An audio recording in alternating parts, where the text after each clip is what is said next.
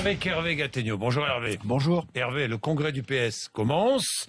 François Hollande est au cœur de vos préoccupations, comme très souvent, ce matin aussi. Avec Hollande, dites-vous, même le PS est au chômage. Alors, que voulez-vous dire? Le congrès du Parti socialiste ne risque pas de passionner les foules, puisqu'il passionne même pas les socialistes. En fait, ce qui se passe, c'est que tout est joué d'avance dans ce congrès, puisque la motion majoritaire, celle de Jean-Christophe Cambadélis, qui est soutenue par François Hollande et par la quasi-totalité des barons socialistes, cette motion majoritaire a été largement majoritaire. Donc, il n'y a plus d'enjeu de personne, il n'y a plus de contestation sur la ligne du gouvernement, il n'y a même plus de vraie discussion sur l'opportunité d'une primaire pour 2017.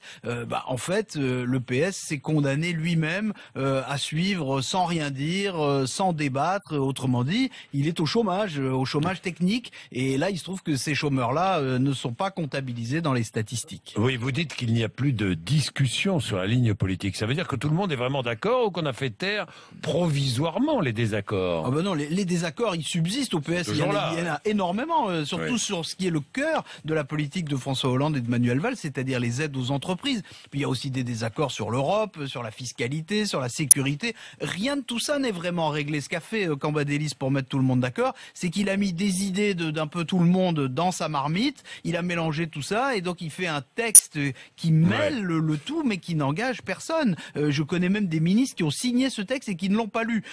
En fait, les seuls litiges qui ne sont pas mis entre parenthèses, ils portent sur le contrôle des fédérations socialistes et sur les places, sur les listes aux régionales. Donc ça veut dire des rivalités d'appareil et très loin du débat d'idées. Alors, Manuel Valls est attendu samedi. Demain, il devra réaffirmer sa volonté de poursuivre les réformes.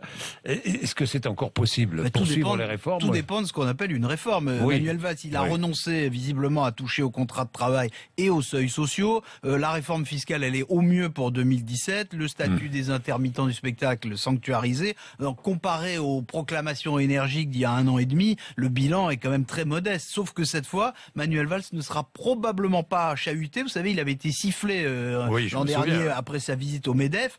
Et la loi Macron qui revient la semaine prochaine à l'Assemblée a des chances d'être votée sans le 49.3. En fait, les seuls chantiers que Manuel Valls peut vraiment encore ouvrir sont ceux qui ne risquent pas de diviser le PS comme ça a été le cas par exemple sur le travail du dimanche, ni de chambouler l'électorat de gauche comme ça a été le cas sur la réforme du collège. Autant dire que Manuel Valls y voyait très large et que maintenant la voie est très étroite. Ça veut dire quoi? Que le PS est plus hollandiste que les Républicains ne sont sarkozystes?